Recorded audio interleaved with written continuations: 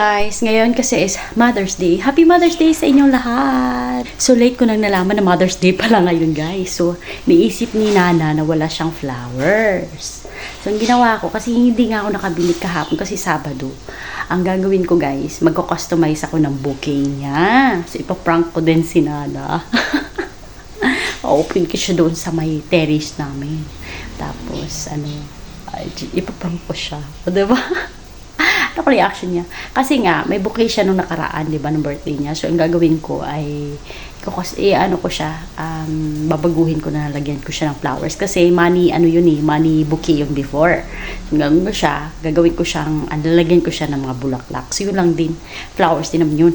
So, manghihingi ako ng mga flowers sa kapitbahay! Hari na, sundan mo. Happy Mother's Day! Naman.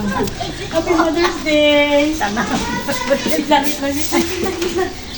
Wait siya. Tama, madamo. Wait siya. Ikaw mag-awit, anak. Happy Mother's Day! Ikaw mag-awit, Ayun anak. Happy Mother's Day ba? Happy ba? Happy ka na? Happy. Happy Mother's Day, Nana! Happy Mother's Day! Ah, Ay! Happy Mother's Day! Nalala ang tinuod niya, no? Picture. Naman na yung picture ka. Sa, Happy Mother's Day! dali sa tanam na!